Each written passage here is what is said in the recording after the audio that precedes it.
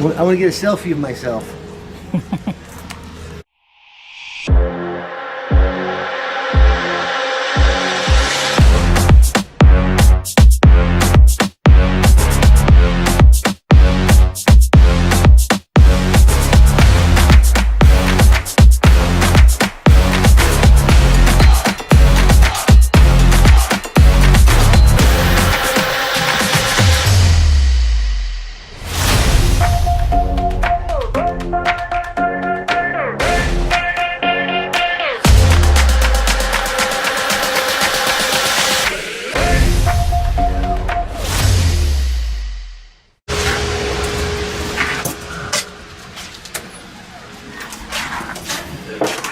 Hello. Hi. Hi, is Oscar here? Yeah, he's somewhere. Let me find him. Hi.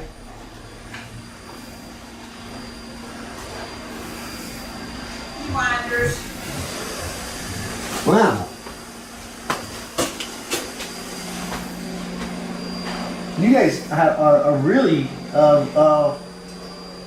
tight operation. Oh, yeah. This is real American-made Yep. stuff. Yep. Sure is. My name's Rob Graham, and I've been talking to Oscar. I'm still trying to find him. Okay.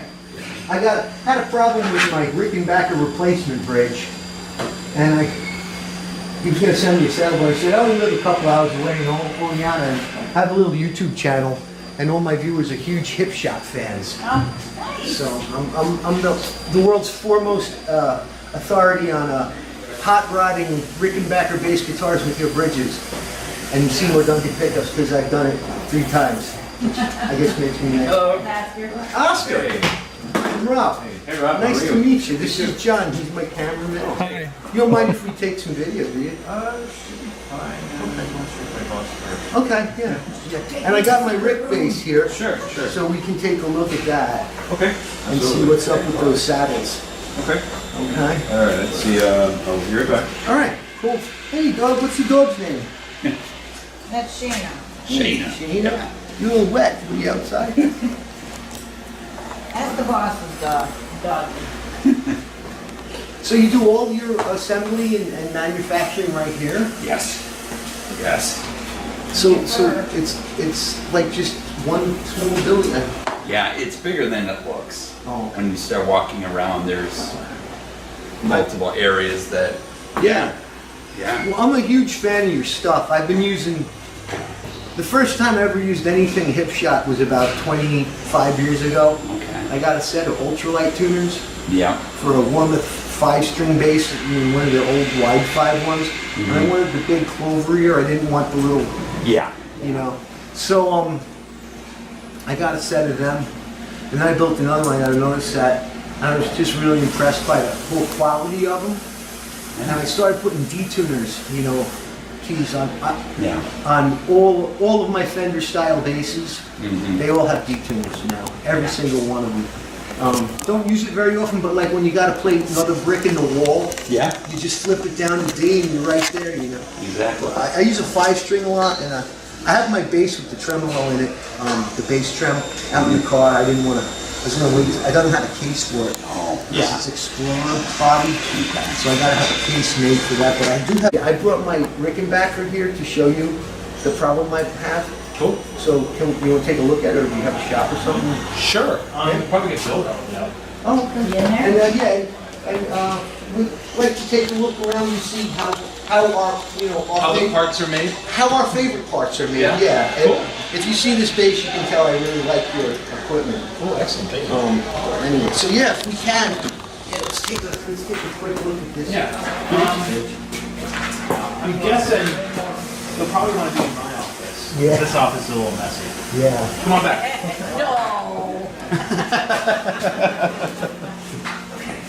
I'll try to clear you off the spot. Yep.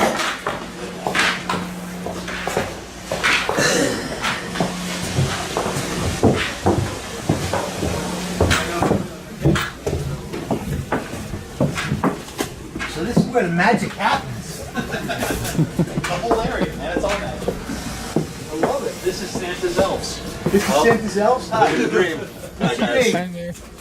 I'm Steve. I'm Rob. Nice Rob, to meet it's a pleasure to you. meet you. What's your name? John. John, it's a Hi, pleasure to Rob. meet you. John. Nice to meet you. We're from a little tiny YouTube channel. Oh, fantastic. Yes.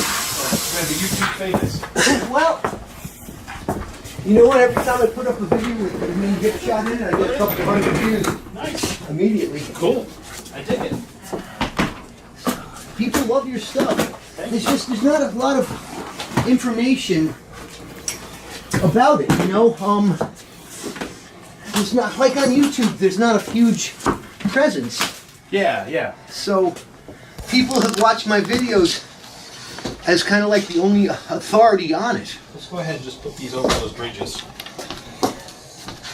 And then you'll love my neck cradle. Cool. You gotta shop just like. Now what happened with this bridge, let's see. This here, that's the screw that holds the roller in. And Yep. if you notice, it won't, here's the The little correct grub size. screw. Let me grab my glasses. Yeah. I believe this is the correct size wrench too. Probably. And you can see, it just isn't certain. And what's funny with these ones is, they get to there, oh, that one's not. So this is probably the. not, it's not the right size. This is wrench. not the right size. You need a No, 1/16 Allen wrench. yes. That's not. I thought it might be. That's for a 440 screw. So, yeah, I mean it's common to have those stripped out. There you go. Okay. So it's a 1/16 Allen wrench is what you need That's there. what I was. Yeah. That's It's what for I had a at home. 632 set screw. Okay. So. So that should hold it pretty well. And you really don't need a lot of pressure Okay. to hold that grub screw in place. In fact, if you over tighten this, Yeah. you can send the barrel going towards the treble side because it rubs against. Right. It's designed to So- sit against the side of the barrel. It Okay. might push it. Okay. So can we adjust that out so I can just slide this over? Oh, sure. There you go. And it- Maybe a little more. There you go. You got it. Okay. Yeah. And that, if you tighten that down. Mhm. Okay. Yeah. See, that's the thing. When I spoke to Oscar, he said sometimes they don't come with the right size wrenches. And this is just because of the weather. This thing had a bow like this, and now it's got a bow like that. But, wow, You got the dual truss rods in there and everything. it's a right? pain in the neck. Well, here's the problem with them. Literally. Yes. you can't slip the rod. These are the, You need a these, special wrench. I have one. Right. But You have these to are grind it so down. pinned down to the headstock Mhm. that they won't move at all. Right. I mean, you can't get it in. So I got this to turn a little bit. You almost with the- need like a crescent wrench, right? I used a 1/4-inch ignition wrench, exactly. What I'm going to do is take it when I get to my barn.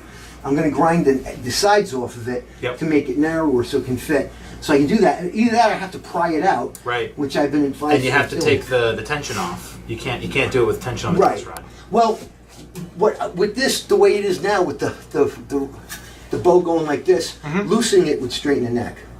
That's how you're supposed to do a wreck. Right. But this was an interesting base build because I just still got the plastic on the pick guard. I got the body and the neck stripped Uh-huh. on eBay, and which was cool because I hate Rickenbacker parts. The Right. bridges suck, the pickups suck, the tuners aren't bad, but Yeah. Thank you. I had to. You I know. appreciate that. 1 in 27 is a lot better than 1 in 20. Agreed. So this is, this is my Frankenstein. But now that that's it, so can I get one of those wrenches? You got an extra one? Oh God, you're the best. Okay, this is going to get taped. Oh, set that down. This when I do make The truss rod cover. truss rod cover, Yeah. because it didn't come. A Rickenbacker truss rod cover, used one, goes for $125 on eBay. So the parts for Ricks are worth more than the base. But I have the rod. I'm going to actually make it. I'm going to tape it right inside there. So I have this wrench forever for this bridge. Oh, there you go. And that's cool because I have 3 of these. I have 3 Rickenbackers. This is a brass one. I have an aluminum one. Okay. And I have an aluminum one on a base that's set up just like this with the Duncan pickups, and then I have an aluminum one with stock Rick pickups. But the bridges I just can't play with a Rick just because of the screws. Well, sure. I mean, that's got the screws, but also if you ever want to adjust anything, you have to take the strings off more or less, Right. And you have to pull the whole thing out and then. Right, and then put it on. And that's a crapshoot. And turn that and you- pray. Right, Yeah. exactly. So this now all I have to do is get. Now that the string spacing's great, you see this. Josh fixed it up, everybody out there. Richard Autorina, this is the man. These are the guys. When you pull the trigger on that 4003, this is the guy you want to call and get yourself one of these. So that's the string spacing now is good. I got the correct wrench. So that screw wasn't stripped. No, it just needs a 1/16 Allen wrench. Okay, I'm pretty sure I had a 1/16. It didn't seem like it's stripped. I mean, you know, and I can offer you another one if you want. I could just give it to you. What's that? It's a 632 by 1/8 inch Screw. Yep. Yeah, could I get a couple of them? Sure. Yeah, that'd be They're great. small. Take yeah. two. Yeah, that'd be fantastic. Well, I think I have another problem child on my other bridge, and this action right now has got to get adjusted once I get the neck straightened out. It would be that same Allen wrench. Okay. Adjust the height. Okay, so it is the same one. All right, cool. So there you go. I got my he touched it right up. See, I was worried, freaking out, but he got it all squared away for me. So that's cool. I'm going to put this away. Now can we go for a little tour? You betcha. All right, we're going to go for a little. Can I leave this here? Or? Sure. Okay. You betcha. I'll leave it here in your office. And we're going to take our little tour. I like that strap. Do you? You know, this is That's actually a cool button. this is actually one that I like that. Lemmy. It is had. very Lemmy-esque. It's very No, this is Motorhead. actually one of his. Really? Yeah, I got it after he died. Wow. Yeah. Holy Yeah, he moly. never used it, but it was You know it's Lemmy because it could either be Western or it could be like driven by like a Luftwaffe. Yes, exactly. You know what's so funny? I was just in Germany in Frankfurt at the Yeah. Music Messe. Yeah. And it was really funny. None of the major American companies were there. Fender wasn't there. Gibson wasn't there. But yeah, you don't want to. I have a pin. Oh, you don't want to mention any of that sort of stuff. Yeah, you don't. Yeah. You don't. No. They don't call it World War II. They call it that thing that happened 70 years ago. And you don't refer to Hitler by name. No. But anyway, so yeah, we're gonna take a walk around Hip Shot right now with my friend Josh. Now you are the I'm the vice president. vice president. Okay. Yeah. And that's cool. My friend from the audiomagazine.com, the editor Richard Sauls, he met the owner, I guess. Yeah, Dave. Dave, yeah, the NAMM show. So I figured I'd come out and I'm really excited to be here. This is so cool. I love taking factory tours. I've been on the Gibson one. They don't let you film that. But I've been on a lot. All right, so we're going to take a walk around. So, all right. All right. Lead the way. This is the shop dog, Hello. Shayna. Shayna. Yes, we were introduced previously. Let's see here. So this is our assembly area. It's kind of in a state of flux. We're working on ramping up our production, and we're going to be keeping a lot more things in stock, in inventory. So as we move forward, we're going to be adding more shelves like that. And you can see back there the yellow shelves. This whole room will basically be a little like a warehouse. Very nice.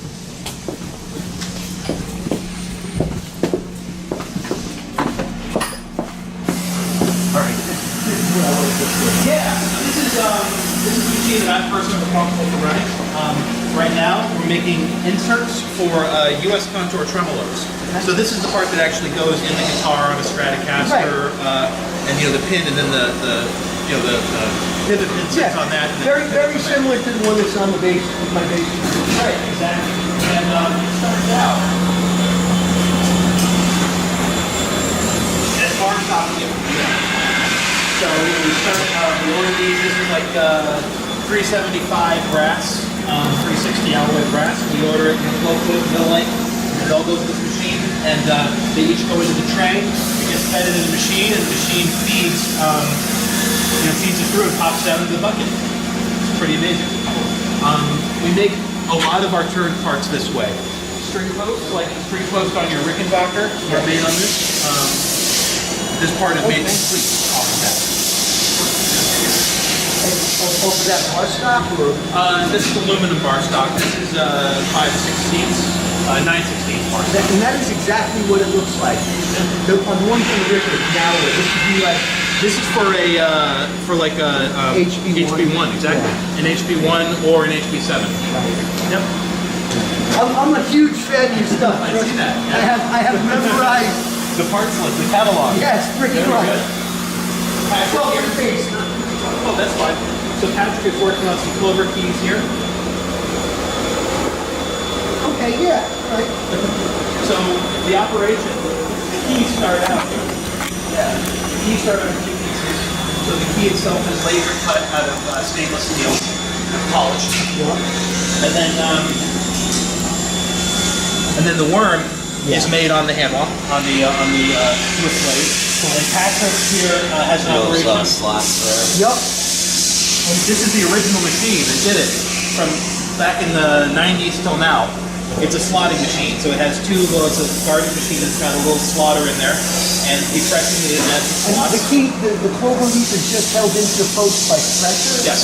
There's no welding, no soldering? No welding, no soldering. Yeah, because this slot is just a little bit less wide. Right. And so it presses down. You gotta use force Right. to press it down.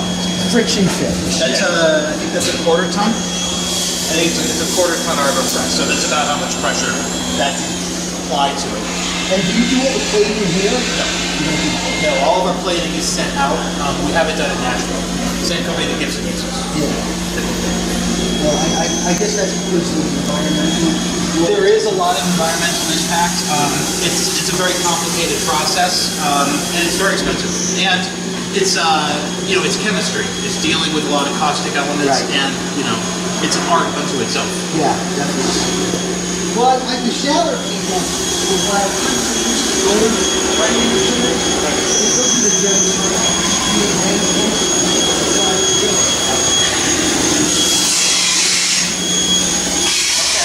Quiz time.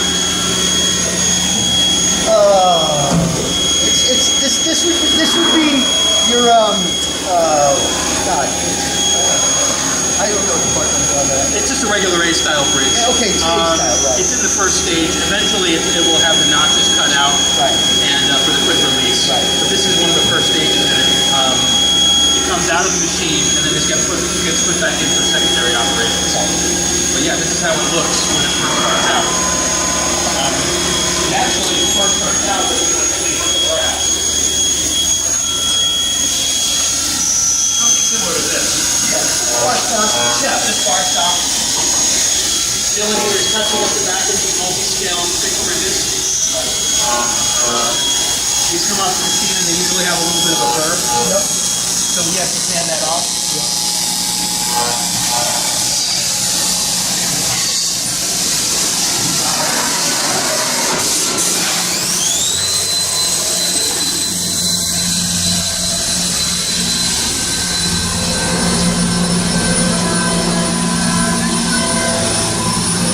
This is our industrial laser. This is a 2500 watt laser, CO2 laser, and it cuts stainless steel with light, basically. This is how it works. It floods the area around the laser beam with either oxygen or nitrogen. Right. And as you know, oxygen helps burning, nitrogen inhibits. So we basically punch through with the light, and it makes bars that look like. Well, here's a sample. Aha! So this is a copy or a model of the original Leo Fender Yeah. synchronized 6-screw tremolo. Right. This will eventually get bent, countersunk, the leading edge will be cut into it, and then all the pivot points will be made. At this point, it could either be a left-handed or a right-handed. Right. Right. Kelly, these are the Kelly ones for all my Telecaster, my Teleblasters out there. This is where it all starts out. I love this one. I put one on my friend's Kelly. He did a translucent pickup on me as a pickup. I'll have to send you pictures. It's just absolutely gorgeous. But, Kelly, what's this machine here? This is a Pedal. It's new to us. It was made, I think, in the late 90s. But it was a great machine. Purchased, and we're going to be ramping up our production with it.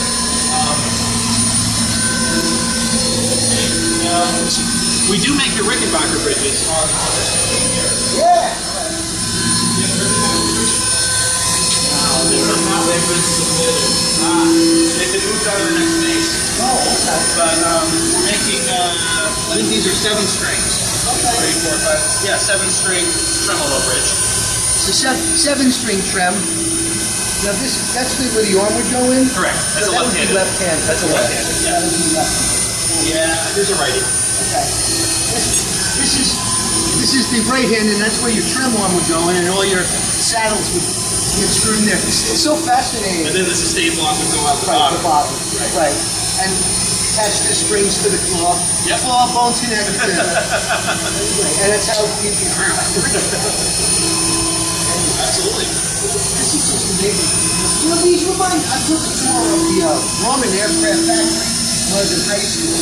They had a lot of the same style CNC machines. So this is basically like, you know, aircraft manufacturing spec, you know, stuff. I mean, this is real precision instrumentation. This isn't some cheap, crappy Chinese pot metal stamped junk, guys. This is why I pay $200 for one of their bridges. This is why I'll do $125 if I can find you for that on eBay, for that little on eBay. They're $25 because they are made out of quality metal. So I have a lot of discussions with my friends from Eastern Europe about, well, Chinese are coming up, and they are. What I noticed when I was in Germany, in Frankfurt, at the Messe show, was the Chinese are basically there. I think Messe stands for European Industrial Espionage Show, because they're just chopping everybody's ideas. I mean, I saw a Wilkinson bridge on one guitar, and then I saw the Chinese-made Wilkinson bridge. Didn't say Wilkinson. Right. I mean, it's virtually the same thing. And maybe it is. Maybe Wilkinson makes their stuff in China. But all this made right here, upstate New York, right in the good old US of A. I'm so happy to be a proud American. All right, what's next? Well, I guess I would take you to assembly, or let's see.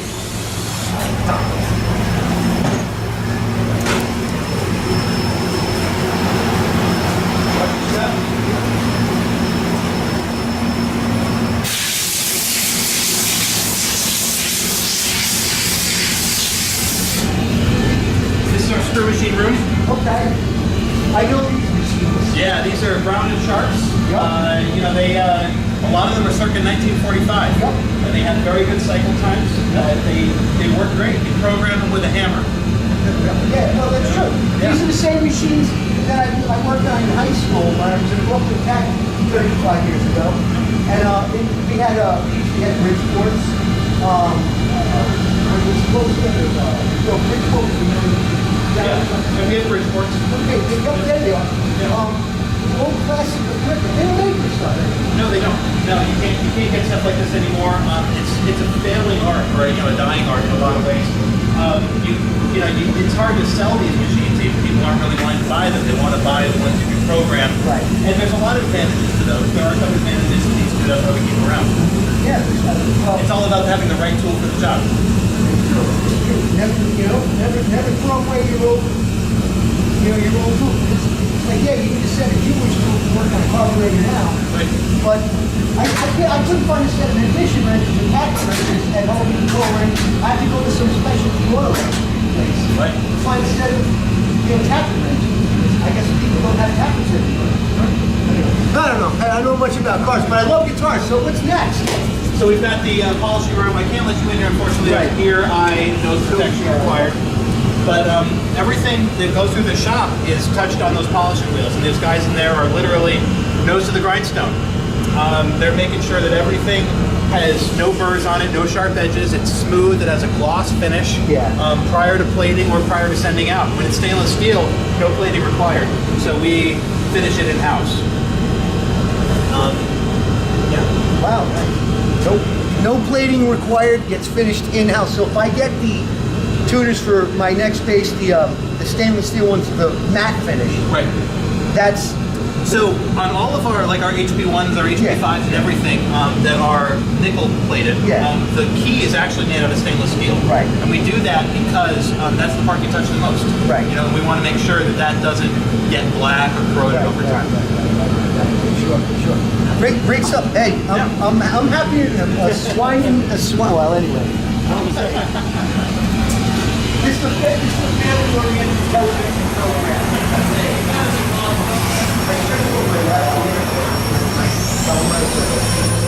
Whatever. They're gonna love the footage. I swear. That's yeah.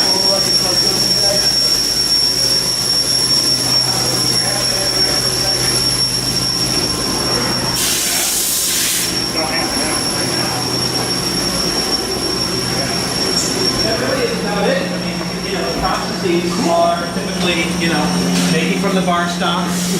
Usually secondary operations that are done on either a Bridgeport or, by hand some way.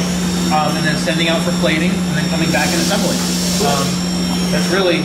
I really love the shop. I thought it was going to be this like huge, but it's really a family-run So operation. this building was built in like the 40s, I think. Yeah. It started out as a dairy. Okay. So this floor that we're standing on now, underneath this concrete, has graded panels or tiles that go down to drains. Yeah. And this used to be our assembly area. Cool. We ended up filling it in, and over the years, my dad started the company in 1982, about a year before I was born. Right. Well, we remember, John and I remember you. Hold the camera up a little. You get my. Yeah. Let the man be an artist. You gotta get my good angle. You get my chin, the double chin if you come up from the bottom. Anyway, I remember Guitar Player magazine. Now this is I remember that first hip shot. There was an ad for a Telecaster device, and basically you bend your string by pushing it on your hip. Yep. The hip shot. The hip shot, exactly. Do you guys still make that? Absolutely. You do. Yeah. Okay, that's cool. I've never kind of understood how that works, and I'm sure it involves extensive routing. No. So the hip shot string bending system requires no routing at all. Oh, see, that doesn't require any routing at all, and I didn't know that. And I've You only- the only consideration you have to make is for how the string will get through the bridge and over the. Okay. Because it's mounted on an L bracket. I think we have one.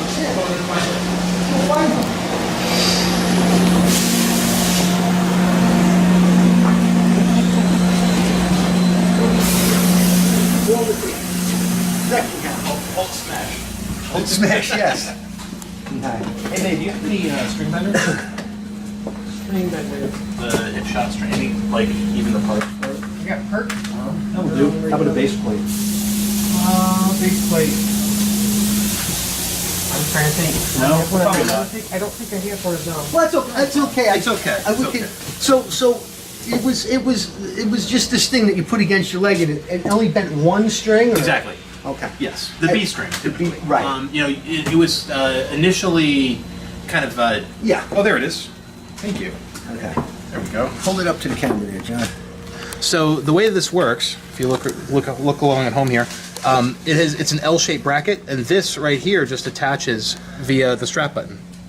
So its surface sits on the instrument. You can take it off, put it back on again. It doesn't matter. You can change it between instruments, and it doesn't damage the instrument in any way. all right. Yeah. So it's not like a tremolo. No, because it has this extra bar that sticks out the side here, and you actuate that with your hip as you're moving. Okay. And that bends your B string. It was one of those things that was kind of brought about by Gene Parsons of the Byrds. Yeah. And he's a good friend of ours actually. We talk with him quite frequently. Is he related to Graham Parsons? I don't know. that I don't know. So his idea was to have the whole back of the guitar routed out, and we do sell that unit too. So you can have the unit that installs on the back, and you have to route out basically a swimming pool on the back of your Telecaster to apply this unit. Okay. And that actuates a little differently because it's got the strap button. The strap button on the upper bout is what you use. Okay. That's probably the one I was thinking about. Yeah, absolutely. That's the one I was thinking about. But anyway, the next thing that I found from you guys that was great was the D-tuner. I never used one. Is that a 5-string? But I used the Ultralights on my 5-string bass, and I have D-tuners on everything. I got a couple of the 4-string trims. Going to be getting probably another one in gold because I can't go out. We were going to go out to see my friend at Toro Guitar Works, but I thought he was closer to me. He's an hour and a half past you instead of an hour and a half. So it's about a 200-mile ride out there and 200-mile back. So I'm going to have to go see him the other day. I'm going to have a body done up. I want to do all gold hardware with a trim on like one of his custom laminated. I'm going to have an Explorer sheet because I'm a big General fan, but a precision neck, Yeah. And I'm using all hip shop parts, and people ask me like, why would you spend an extra $50 on a set of tuners? I mean, is it? Yes, there is a difference. It's definitely worth it. I have to tell you, it's worth the money. Just one for the weight of the Rickenbacker tuners. They weigh about half as much as a set of showers. For some reason, I don't know why, but they do. And the ultralight tuners, the American-made ones, as a matter of fact, on my last 5-string, I used the licensed ones. Okay. What's the difference? Licensed are made for us by another company. Okay. In Asia. Okay. And they're non-reversible, like Okay, the USA's, and the body's made out of zinc, so they're ever so slightly heavier. Okay. But So that's really all there is to it. they're a little heavy, but I tell you what, the action is just as good as my original 2 sets of ultralight. So this has been great. I've been so excited to be here. I hope we got some good footage, John. And everybody out there, on behalf of my channel, on behalf of me and Josh here and everybody at Hipshot, we'd like to thank you for tuning in and keep on rocking in the free world. Cut! Because it won't hear me. Well, we just left the tour. I'm sweating. I was wet when I walked in. Now I'm sweating because we ran through the place. It was a quick tour. It was great. It was worth the drive here. I had so much fun talking to these guys. You know, it's great to see how the sausage is made. The people always say, we love sausage, but we don't want to see how it's made. Well, you know what? I love this sausage. Love to see how it's made. This has been great. I'd like to thank everybody at Hipshot. You guys are great. Keep on rocking the free world.